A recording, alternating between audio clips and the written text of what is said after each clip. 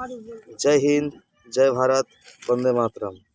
मैं कृष्णकांत मिश्रा आज फिर से बिहार शिक्षा समिति की ओर से अतीत से वर्तमान विषय का अध्याय 2 का क्या, कब, कहाँ और कैसे का द्वितीय चैप्टर लेकर आया हूँ, जो मानव जाति के इतिहास को हम कैसे जानते हैं, इस विषय पर चर्चा करने के लिए आज यूट्यूब पर ये दूसरा वीडियो लेकर आ रहा हूँ। उम्मीद है आप लोगों को ये वीडियो काफ़ी अच्छा लगेगा। तो देर न करते हुए मैं क्लास को शुरू कर रहा हूँ। तो मेरा क्लास स्टार्ट होने से पहले सभी यूट्यूब में पढ़ रहे शिक्षार्थियों से अनुरोध है कि आप लोग मेरे चैनल को लाइक कीजिए, सब्सक्राइब कीजिए और शेयर कीजिए, ताकि मैं नया नया वीडियो यूट्यूब पर ला सकूं। और यदि कोई समस्या है, प्रॉब्लम है, तो आप यूट्यूब पर कमेंट बॉक्स पर कमेंट कर सकते हैं। तो चलिए मैं क्लास को प्रारंभ कर रहा हूँ। मानव जाति के इतिहास को हम कैसे जानते हैं? किसके इतिहास को? मानव जाति के इतिहास को। पिछले दिन पढ़ा था ना, इतिहास का मतलब क्या होता है? इति मतलब शेष और हास मतलब कहानी। बीती हुई कहानी है, शेष हुई कहानी को इतिहास कहते हैं क्या? तो मानव जाति के इतिहास की जानकारी हमें कई स्रोतों से मिलते हैं। किससे मिलती है? कई स्रोतों से मिलती है। इनमें से एक स्रोत अतीत में लिखी गई पुस्तक है। क्या है? अतीत में लिखी गई पुस्तक है, जो पिछले समय में लिखा गया था। जैसे वेद लिखा गया था ना अतीत में, उसे ना वेद के बारे में जानकारी मिलता है, ग्रंथ के बारे में। तो उसी तरह इन पुस्तकों को हम ढूंढ कर पढ़ते हैं। कैसे पढ़ते हैं? ढूंढ कर, अर्थात खोज करके पढ़ते हैं ना जी सर। इनमें राजाओं एवं आम लोगों के जीवन, धार्मिक विचार एवं मान्यताएं, जैसे कि राजा का जीवन, इससे पहले राजा सब कैसे अपना जीवन यापन करता था ना। पहले कौवा सभ्यता था कि नहीं था, हड़प्पा सभ्यता, मोहनजोदड़ो सभ्यता, उस तरह का जीवन यापन कैसे था उन लोग का, रहन सहन। जैसे पहले के वन में, जंगल में हम लोग रहते थे, ये सब करते थे। जंगल में रहकर आदमी पहले क्या था, जंगली मतलब नंगा उंगा घूम रहा था। तो ये सब कुछ अभिलेख से भी मिलता है, कुछ पढ़ के ही मिलता है कि नहीं है। तो इस तरह उसके बाद औषधियों तथा विज्ञान आदि सभी प्रकार के विषयों की चर्चा मिलती है। औषध, दवाई का और विज्ञान का भी चर्चा मिलता है। तो गाछ का छाल या जड़ या रस, ये सब का जानकारी मिलता है कि नहीं मिलता है। ये पुस्तकें हाथ से लिखित होने के कारण पांडुलिपि कही जाती है। क्या कही जाती है? पांडुलिपि। पांडुलिपि का अर्थ होता है कि हाथ से लिखा गया, ठीक ना। ये पांडुलिपियाँ प्रायः तारपत्र अथवा भोजपत्र पर लिखी मिलती है। किस पर? तारपत्र या फिर भोजपत्र। भोजपत्र जानते हो, जिसमें भोज खाते हो, पत्र क्या रहे, एक तरह का पत्ता होता है जिसमें लिखा जाता है। और तारपत्र, तारपत्र मतलब होता है कि चिट्ठी उट्ठी पहुंचाना, एक पत्र, चिट्ठी पत्र था, उस तरह का पत्र होता है, इसमें लिखा जाता है। समझ गया ना। उसके बाद देखो, बहुत सी पांडुलिपियां अब नष्ट हो चुकी हैं। क्या हो चुकी है? नष्ट हो चुकी है, अर्थात खराब हो चुका है, बेकार हो चुका है। क्या है कि नहीं है? कुछ पुस्तकालय एवं संग्रहालयों में सुरक्षित है। कुछ जो बचा खुचा है वो क्या, कहाँ पर है? पुस्तकालय में और संग्रहालय, जहाँ पर संरक्षित करके रखा जाता है ना। पटना की खुदाबख्श लाइब्रेरी एवं पालीगंज स्थित भरतपुरा के गोपाल नारायण सिंह सार्वजनिक पुस्तकालय में ऐसी अनेक पांडुलिपियां सुरक्षित है। ऐसी पांडुलिपि कहाँ पर सुरक्षित है? पटना के कौन सा लाइब्रेरी में? खुदाबख्श लाइब्रेरी एवं पालीगंज स्थित भरतपुरा के गोपाल नारायण सिंह सार्वजनिक पुस्तकालय, मतलब लाइब्रेरी, इस सब में अभी कुछ कुछ तारपत्र का लिखा हुआ जो ये है पांडुलिपि है, सुरक्षित है, ठीक ना। संग्रहालय और अन्य संस्थानों में भी आप पांडुलिपियां देख सकते हैं। कहाँ पर देख सकते हैं? संग्रहालय में। और कहाँ पर? संग्रहालय में ना। इसके अतिरिक्त लिखित स्रोतों में अनेक महाकाव्य, कविताएं एवं नाटक आदि हैं। क्या है? अनेक महाकाव्य भी हैं, कविताएं भी हैं और नाटक आदि सब भी है ना। इनमें से कई संस्कृत भाषा में लिखे गए हैं। इसमें से कौन सा भाषा लिखे गए हैं? कुछ संस्कृत भाषा में भी लिखे गए हैं, जबकि अन्य प्राकृत, तमिल एवं कन्नड़ आदि में है। कौन सा भाषा में है? कन्नड़ में भी और तमिल में भी है। तो तारपत्र पर लिखी गई पांडुलिपि, ये देखो ये क्या है? तारपत्र पर लिखी गई पांडुलिपि। ये चट्टान पर खुदा संदेश में लिखा हुआ है, चट्टान पर पत्थर इसमें नहीं लिखा था है, चेनी हथौड़े से अभिलेख है। ये कौन सा भाषा है? ब्राह्मी लिपि है, समझा? हम अतीत की जानकारी अभिलेखों से भी प्राप्त करते हैं। किससे प्राप्त करते हैं? अभिलेखों। जैसे ये अभिलेख है ना, खुदाई में लिखा गया जो है, अभिलेख से भी प्राप्त करते हैं। अभिलेख पत्थर अथवा धातु की सतहों पर नुकीले औजार द्वारा उत्कीर्ण किए होते हैं। मतलब नुकीले औजार द्वारा क्या होता है? इसे करके खोद खोद करके बनाए जाते हैं। इन अभिलेखों में राजाओं तथा अन्य महत्वपूर्ण लोगों के आदेश और उपलब्धियां वर्णित, इन्हें वैसी जगह पर लगाया जाता था। तो राजा का क्या है इस जगह पर? राजा का अभिलेख है कि जैसे हम लोग अभी कोई काम करते हैं ना, योजना, तो वहाँ पे एक बैठाता है ना, अभिलेख बैठाता है कि नहीं, यहाँ से यहाँ तक काम चलेगा, इतना मजदूर काम करेगा, इतना दिन तक काम चला, इतना योजना के तहत उद्घाटन कौन किया, यहाँ का मुखिया कौन है इस वक्त। तो उसी तरह का अभिलेख था कि राजा कौन था, क्यों बनवाया था, किसके लिए बनवाया था, कब तक में पूरा किया गया काम, कितना श्रमिक लगा था, कितना मजदूर लगा था, कितना खर्च होता है, इस तरह का अभिलेख लिखा रहता, ठीक है ना। तो क्या होता है वैसी जगह पर? तो वैसी जगह पर लगाया जाता था जहां अधिक से अधिक लोग आते जाते थे। समझ रहे हो ना? ये तो गुप्त काम थोड़ा ना था, जहाँ तक कोना में लगा दिया। मेन फ्रंट में लगाया जाता है, जैसे बैनर पोस्टर अभी लगाता है ना आदमी, अच्छा फ्रंट में लगाता है ना, ताकि आदमी देखे उस चीज को। तो ठीक उसी तरह अभिलेख भी राजा कहाँ लगाते थे? जहाँ पर आदमी का आना जाना लगा रहता था, ठीक है, ताकि अधिक से अधिक लोग उसे देख सके और उसमें लिखित आदेशों का पालन कर सके। समझ रहे हो ना? आदेश पालन। इसके अतिरिक्त अतीत में बनाए गए एवं इस्तेमाल में लाई गई वस्तुओं के माध्यम से भी हम अतीत की जानकारी प्राप्त करने में सफल होते हैं। किसकी जानकारी प्राप्त करने में सफल होते हैं? अतीत की जानकारी। किसके द्वारा? बनाई गई और इस्तेमाल में लाई गई वस्तुओं के माध्यम से। क्या कुछ स्मारकों से हम लोग पता कर सकते हैं कि नहीं, पुराना घर से भी। तो ऐसे वस्तुओं में पत्थर एवं ईंट से बनी इमारत के अवशेष। तो ऐसा अवशेष तुम लोग देखे हो? पत्थर और ईंट के बने हुए अवशेष तुम देखे हो? तुम गौर गया था जी? कितना छोटा ईंट था? हर्षवर्धन किसका? शशांक का राजधानी था गौर। किसका राजधानी था? शशांक की राजधानी गौर। तो तुम लेके गए थे। तो औजार मतलब हथियार। क्या? जी सर। बर्तन, आभूषण, मूर्तियां, चित्र और सिक्के आदि आते हैं। क्या आते हैं? सिक्के। जैसे उस दिन हम देखा था ना, मेरा पर्स और कितना पुराना सिक्का था एगो। तो पैसा से भी पता चलता है कि हाँ उस जमाने का, उस राजा का था ये। आभूषण मतलब गहना, उस जमाने का गहना से। मूर्तियाँ, कुछ कांस्य से मूर्तियाँ थी, कुछ पीतल की मूर्तियाँ था, तो सब मूर्तियाँ से पता किया जाता था। तो ये वस्तुएं पूरा तात्विक स्रोत के रूप में जानी जाती हैं। किस स्रोत के रूप में जानी जाती है? पूरा तात्विक। किस तात्विक?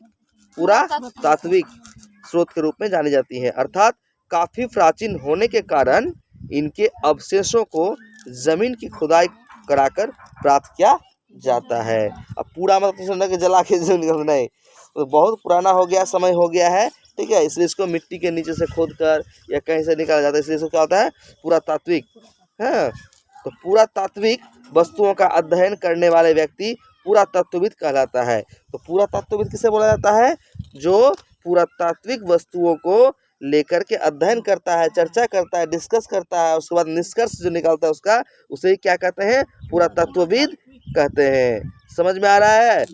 मगज में आ रहा है? जी सर। भेजा में घुस रहा है? जी सर। चलो देखो ये क्या दिया है? सिक्का और मोहर। ये क्या है? सिक्का और ये क्या है? मोहर। समझ रहे हो ना?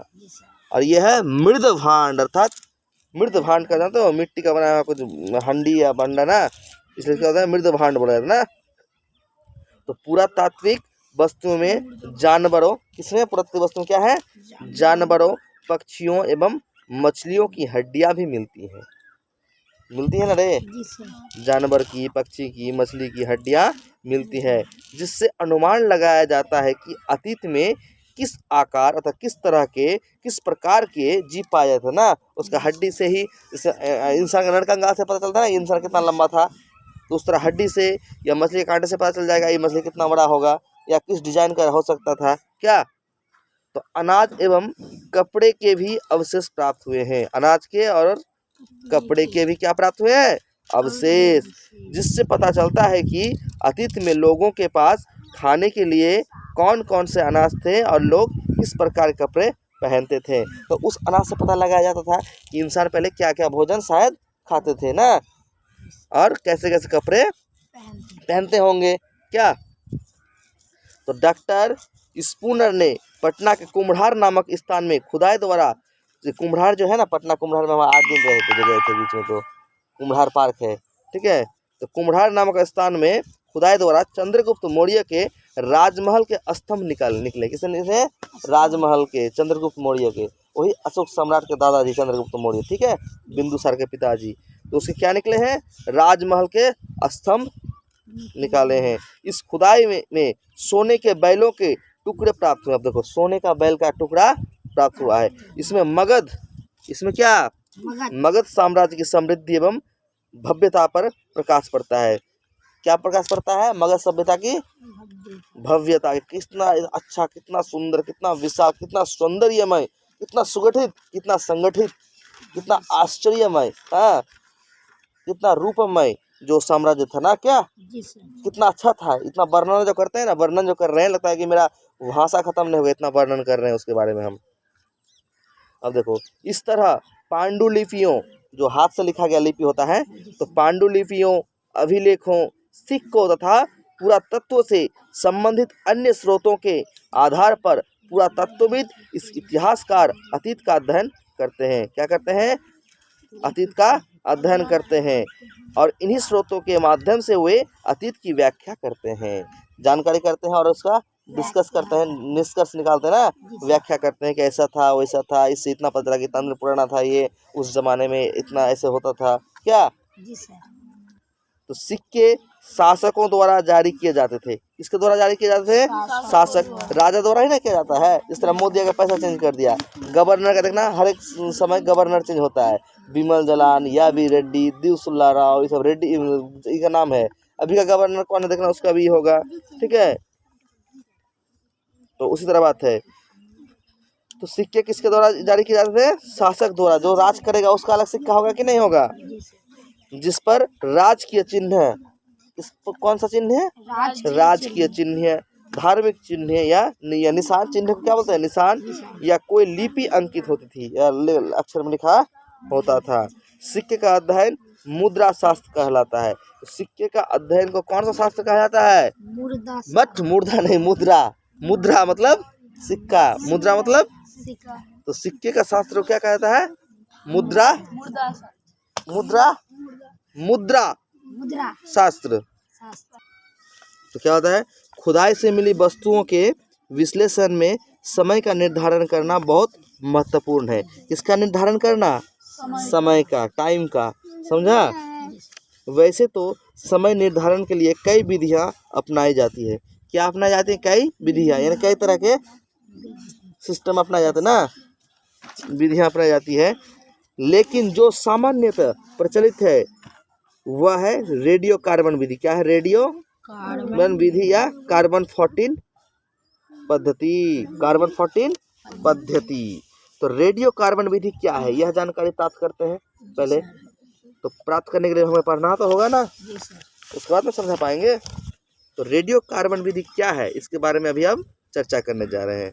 सभी छात्र से अनुरोध है, चैनल को लाइक करें, सब्सक्राइब करें और शेयर करें दोस्तों तक, और अपना कमेंट बॉक्स पर लिखें, ताकि आप लोग के कमेंट से मुझे उत्साह मिलता है, और यही उत्साह से मैं नए नए वीडियो अपलोड कर सकूंगा, यही उम्मीद रखता हूं सभी छात्र छात्राओं से। तो रेडियो कार्बन विधि, क्या कार्बन विधि, रेडियो कार्बन विधि। तो तिथि निर्धारण की यह काम भौतिक शास्त्री करते हैं। क्या करते हैं, भौतिक शास्त्री करते हैं। किसका काम भौतिक शास्त्री करते हैं, तिथि निर्धारण की काम या कार्य। सारी वस्तुओं में एक प्रकार का रेडियोधर्मी पदार्थ होता है। क्या होता है, सभी वस्तुओं में एक तरह का रेडियोधर्मी पदार्थ होता है जो कार्बन 14 कहलाता है। क्या कहलाता है? कार्बन 14। रेडियोधर्मी वे पदार्थ होते हैं जिनमें से निश्चित दर में छोटे छोटे कण निकलते हैं। रेडियोधर्मी पदार्थ क्या निकलते हैं? छोटे छोटे कण या टुकड़ा निकलते हैं। समझे? जब मनुष्य, पशु या पौधा जिंदा होते हैं, क्या होते हैं? मनुष्य, पशु या पौधा क्या होते हैं? जिंदा होते हैं। तब वे जिस मात्रा में वायुमंडल से कार्बन 14 लेते हैं, क्या लेते हैं? कार्बन 14 लेते हैं। कहाँ से लेते हैं? वायुमंडल से। कौन? जीव जंतु, मनुष्य, पेड़ पौधा लेते हैं ना। उसी मात्रा में रेडियोधर्मिता के कारण मरने के बाद उसे खो देते हैं। क्या करते हैं? मरने के बाद उसे खो देते हैं। प्राप्त करता है जीवित अवस्था में, और मरने के बाद क्या कर देते हैं? उसको खो देते हैं। जब कोई मर जाता है तब वह वायुमंडल से कोई कार्बन यानी कार्बन 14 नहीं लेता है। लेता है? मरने के बाद नहीं लेता है। यद्यपि वह ऐसे एक निश्चित दर पर खोता रहता है। क्या करता रहता है? एक निश्चित दर पर खोता रहता है, यानी धीरे धीरे घटता रहता है।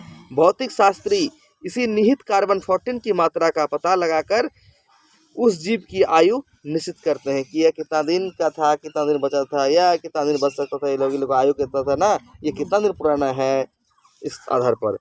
उसके बाद दूसरा क्या है? तिथियों का मतलब, जो तिथि निर्धारित भौतिक शास्त्री करते हैं, तो यह तिथि है क्या?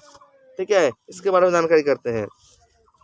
तो प्राचीन काल में हमारे देश में तिथियों की गणना विक्रम संवत और शक संवत के आधार पर होते थे। किसके आधार पर? विक्रम संवत और शक संवत के आधार पर होती थी। कब होती थी? प्राचीन काल में। किसकी गणना? तिथियों की गणना होती थी ना। लेकिन अब पूरे विश्व में एक मानक के रूप में तिथियों की गणना मुख्यतः किसके द्वारा रे? ईसाई धर्म प्रवर्तक ईसा मसीह की जन्म की तिथि से होती है। जैसे अभी 2022 चल रहा है ना, आज तारीख कितना हुआ? 17 फरवरी। किसके इसमें चल रहा है? ईसा मसीह के इसमें। लेकिन अभी भी हम लोग शादी विवाह के जो करते हैं तो अंग्रेजी कैलेंडर को देखकर नहीं करते हैं, हम लोग इसको देखकर करते हैं। ठाकुर प्रसाद, पत्रा या फिर पंजिका, बंगाली नियम से हम लोग करते हैं। करते हैं कि नहीं करते हैं? जी सर। तो हमारा भी देश का अपना एक तरह का संस्कृति है, एक तरह का क्या है? मानक क्या है? मानक क्या है रे? तिथि है कि नहीं है? तिथि पूजा में होता है ना, वही बात है। जैसे कि 25 दिसंबर को ही एक्समस डे होगा, लेकिन हमारा दीपावली कभी एक डेट पे होता है ना, वो तिथि पे ही होता है ना। लक्ष्मी पूजा, सरस्वती पूजा, दुर्गा पूजा, सबका अलग तिथि है कि नहीं है? तो वही बात है। इसमें ईसा मसीह के जीवन को 0 वर्ष माना जाता है। कौन सा वर्ष? यानी वहाँ से वो लोग सोचता है कि यहाँ से ही शुरू हुआ है धरती, यहाँ से शुरू हुआ है समय, इसलिए 0 से स्टार्ट कर रहे हैं, 1 से शुरू करें। क्या 0 वर्ष माना जाता है। इनके जन्म के पूर्व की सभी तिथियों के आगे अंग्रेजी में BC यानी बिफोर क्राइस्ट यानी ब्रॉडकास्ट, ठीक ना, बिफोर क्राइस्ट, और हिंदी में ईसा पूर्व, ईसा मसीह का पूर्व है, अर्थात ईसा पूर्व लिखते हैं, ठीक ना। बांग्ला में ख्रिस्टाब्द लिखते हैं हम लोग, या ख्रिस्ट पूर्व कहते हैं। इसी प्रकार ई की शुरुआत उनके जन्म के वर्ष से है। की शुरुआत? ई की शुरुआत, समझ गए ना। जैसे यदि कहीं 2009 ईसा तो AD यानी एनो डोमिनी कहते। क्या कहते हैं AD को? हाँ, लिखा देखते हैं। तो इसका तात्पर्य ईसा मसीह के जन्म के बाद, इसके बाद, इसलिए AD यानी एनो डोमिनी 2009 वर्ष से है। समझ गए ना। जी सर। तो इसी प्रकार यदि 2500 यानी 2500 ईसा पूर्व लिखा हुआ मिलता है तो इसका अर्थ क्या होता है? देखो, इसका अर्थ है ईसा मसीह के जन्म के 2500 वर्ष पहले का समय। कितना समय पहले का समय? उसका देखो, तिथि निर्धारण को इस ग्राफ से समझा जा सकता है। किस ग्राफ से? इस ग्राफ से। देखो, ईसा पूर्व BC यानी ब्रॉड बिफोर क्राइस्ट, यानी क्राइस्ट का पहले, किसका पहले? क्राइस्ट, ईसा मसीह का, ईसा क्राइस्ट है ना, उसका पहले, बिफोर पहले, और आफ्टर मतलब बाद होता है ना। तो BC मतलब बिफोर क्राइस्ट। तो ईसा मसीह का जन्म सन AD, सन मतलब AD का मतलब हो गया एनो डोमिनी से 50,000 BC मतलब बिफोर क्राइस्ट, बिफोर क्राइस्ट का पहले। 10,000 BC before Christ, 1,000 BC before Christ, 500 BC before Christ, 100 BC before Christ. 0 से शुरू करो। अब AD 100 AD मतलब एनो डोमिनी, 500 AD एनो डोमिनी, 1000 AD एनो डोमिनी। समझ रहे ना, इस तरह से लिखा गया है। समझ में आ रहा है, अच्छा लग रहा है। चलो ठीक है, मैं क्लास को आज यहीं पे समाप्त करता हूँ और सभी यूट्यूब में पढ़ रहे छात्र छात्राओं से अनुरोध करूँगा ज़्यादा से ज़्यादा चैनल को लाइक कीजिए और शेयर कीजिए ताकि आपके दोस्तों तक ये वीडियो पहुँचे। और आप लोग का कोई भी समस्या हो तो कमेंट बॉक्स पर कमेंट करें। जय हिंद, जय भारत, वंदे मातरम।